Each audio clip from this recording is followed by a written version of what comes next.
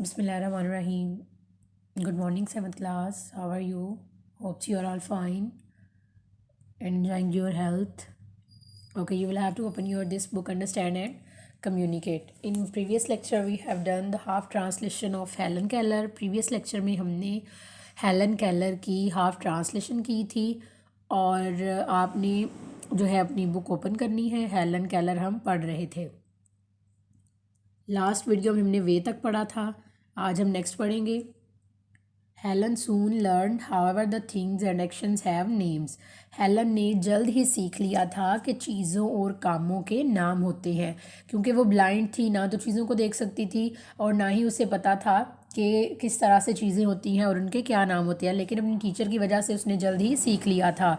One day while she was playing with her new doll, Miss Sullivan placed the doll on her lap, made her touch it again, and wrote the letters DOLL on the palm of her hand. एक दिन क्या हुआ कि वो गुड़िया एक नई गुड़िया के साथ खेल रही थी। जब उसकी टीचर ने क्या किया, उसका हाथ पकड़ा और उसके हाथ पर स्पेल कर दिए थे, हिज्जे बना दिए थे उसकी हाथ की हथेली पर DOLL। वन डे एक दिन वाइल शी वॉज प्लेइंग होता है खेलना, विद हर न्यू डॉल अपनी नई गुड़िया के साथ। मिस सलिवन प्लेस का मतलब होता है रखना, द डॉल गुड़िया, ऑन हर लैप गोद को कहते हैं। Made her touch it again, उसने कहा कि इसको छुओ। एंड रोड द लेटर्स, और लिख दिए जो हरफ थे, DOLL ऑन द पाम हथेली को कहते हैं, ऑफ हर हैंड उसके हाथ की। This was repeated several until Helen associated the word with the object, और ये उस वक़्त तक उसकी टीचर दोहराती रही जब तक उसने ये ना समझ लिया कि ये जो मेरे हाथ में वर्ड लिखा जा रहा है ये इस चीज़ का नाम है जो मेरी गोद में पड़ी हुई है।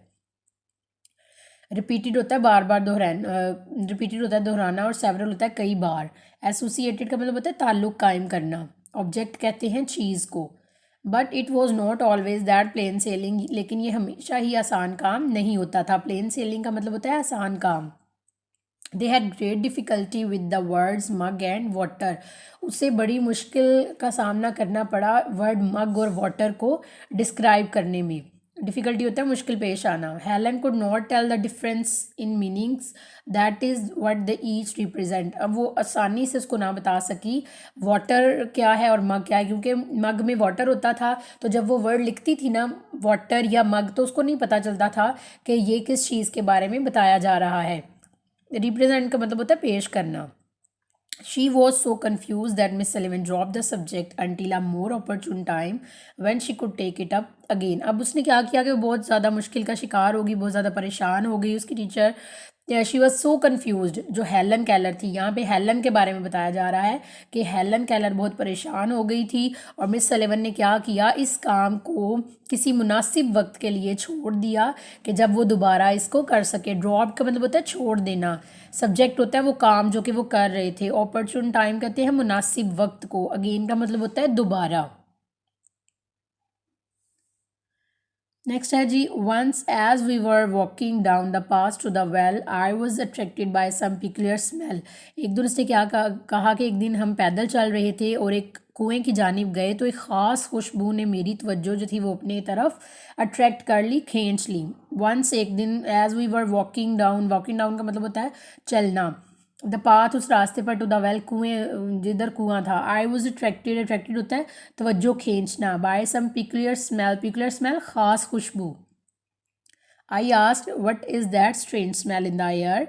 Miss Sullivan led me to the well, मैंने पूछा। आई आस्क्ड, ये मिस वो हेलन केलर कह रही है कि मैंने पूछा कि ये हवा में अजीब सी खुशबू क्या है। स्ट्रेंज स्मेल, अजीब खुशबू। Miss Sullivan led me to the well, led का मतलब होता है ले जाना। मिस सलिवन मुझे कुएं के पास ले गई। She took my hand and placed it under the spout from which water gushed out. उसने क्या किया, उसने मेरा हाथ पकड़ा और फव्वारे के करीब रख दिया जहाँ से पानी एक धार की शक्ल में बाहर निकल रहा था। She took my hand and placed का मतलब होता है रखना, अंडर द स्पाउट फव्वारे को कहते हैं, from which water gushed out का मतलब होता है निकलना, बाहर आना।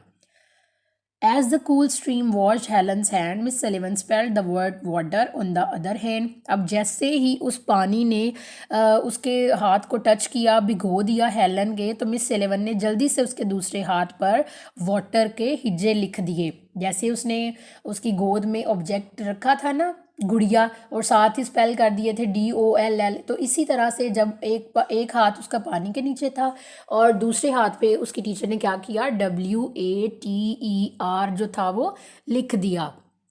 Helen stood still, wonder and amazement written all over her face. Helen जो थी वो बहुत बेहिस्सो हरकत खड़ी रही और उसके चेहरे पे जो हैरत थी वो बिल्कुल वाज़े नज़र आ रही थी। हेलन स्टूड स्टिल, हेलन बिल्कुल स्टिल खड़ी रही, खामोश खड़ी रही। वंडर हैरान थी, एंड अमेजमेंट रिटन, अमेजमेंट होता है हैरानी, written all over her face उसके चेहरे पर वाज़े लिखी हुई थी। She fixed her attention on the sensation experienced by both her hands. अब उसने क्या किया, अपनी तवज्जो उस सनसनीखेज एहसास की तरफ जो थी वो मरकूज़ कर दी थी जो उसके दोनों हाथ महसूस कर रहे थे।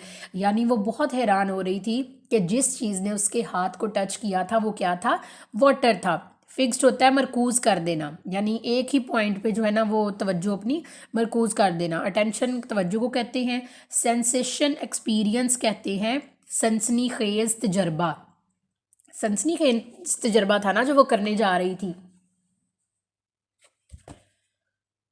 सडनली एवरीथिंग केम बैक, अचानक से हर चीज़ जो थी वो वाजे हो गई। सडनली अचानक, एवरीथिंग केम बैक, हर चीज़ वाजे हो गई। She knew then that water means a cool liquid with which she was playing now with both her hands. अब क्या हुआ था कि उसको पता चल गया था कि जिस माया जैसी चीज़ के साथ वो अभी खेल रही थी अपने दोनों हाथों के साथ, उसका क्या मतलब था, उसका मतलब था पानी। अब जब वाटर ऑलवेज उसको प्रेजेंट किया जाता था मग में तो वो नहीं अंडरस्टैंड कर पाती थी, लेकिन अब उसको पता चल गया था कि जब डायरेक्ट पानी उसके हाथों पर पड़ा तो उसको पता चल गया था कि ये जो माया जैसी चीज़ है इसको क्या कहा जाता है, water. That living word gave her Joy, light and hope. अब जो इसको ये समझ आ गया था, इस जानदार लफ्ज़ ने इसे खुशी, रोशनी और उम्मीद दे दी थी। दैट लिविंग वर्ड, इस जानदार लफ्ज़ ने, गेव हर जॉय कहते हैं खुशी को, लाइट कहते हैं रोशनी को, और होप कहते हैं उम्मीद को। यानी अब उसको ये उम्मीद हो गई थी कि next in coming life she can learn so many words. अब उसको ये उम्मीद हो गई थी कि वो आने वाली ज़िंदगी में बहुत से लफ्ज़ जो है वो सीख सकती है।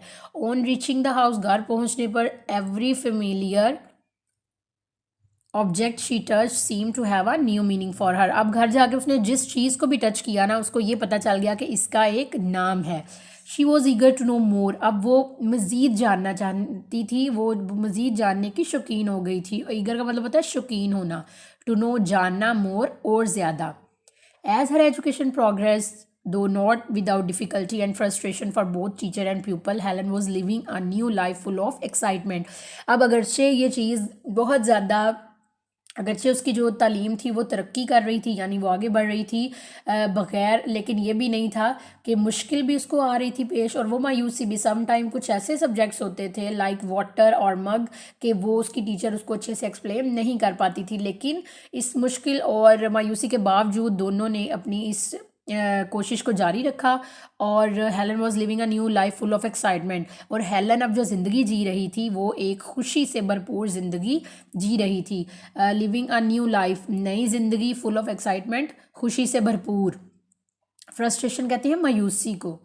She now had the key to a language and was keen to use it. अब उसके पास जो थी ज़ुबान को समझने की चाबी थी और वो इसको इस्तेमाल करने की के लिए बेचैन थी। यानी अब उसको पता चल गया था कि वो जिस चीज़ को भी टच करेगी ना उसका एक नाम होगा और जैसे ही वो टीचर उसकी स्पेल करेगी, हाथ पे लिखेगी, तो वो उसको जान लेगी कि इसका क्या मीनिंग है। We who have eyes to see and ears to hear can learn easily. मैंने स्टार्ट में बताया था कि हमारे पास अल्हम्दुलिल्लाह आइज़ भी हैं और ईयर्स भी हैं और ये हमारे लिए सीखना बहुत आसान है। वी कैन लर्न ईजीली, हम आसानी से सीख सकते हैं। But Helen could not as she was both blind and deaf. अब हेलन के बारे में क्या कहा जाता है कि वो एक तो ब्लाइंड थी और दूसरा डेफ भी थी। ब्लाइंड का मतलब होता है अंधी और डेफ का मतलब होता है बहरी।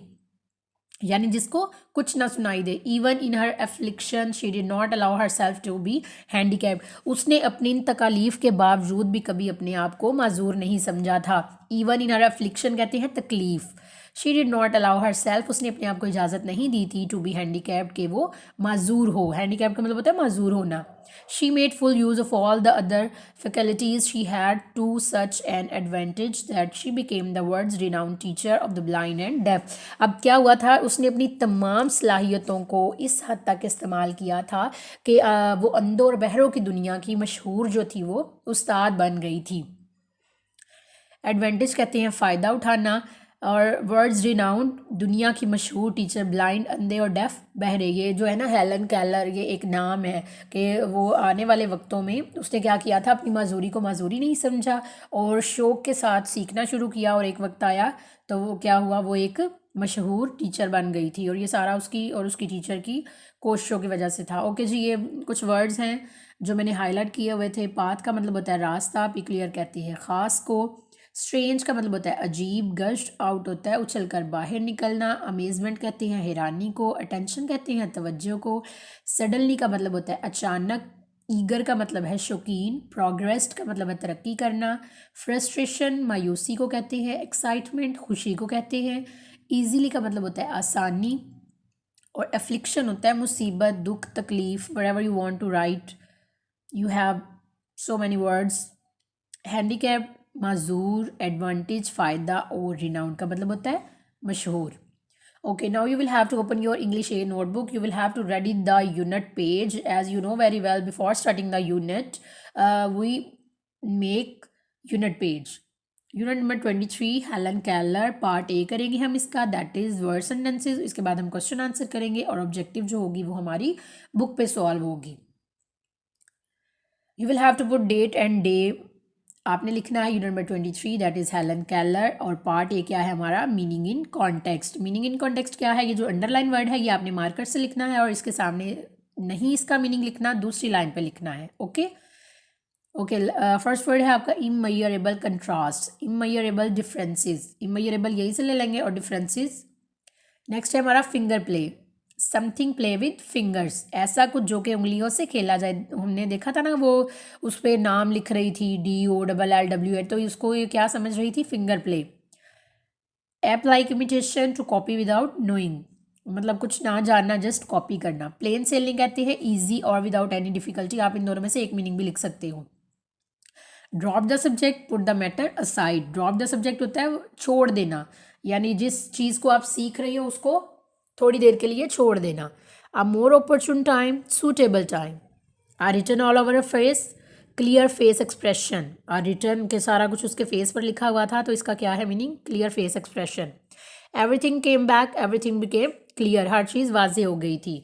The key to, the method of doing something. To be handicapped, handicapped कहते हैं मजूरी को, दैट इज़ फिजिकल डिसएबिलिटी।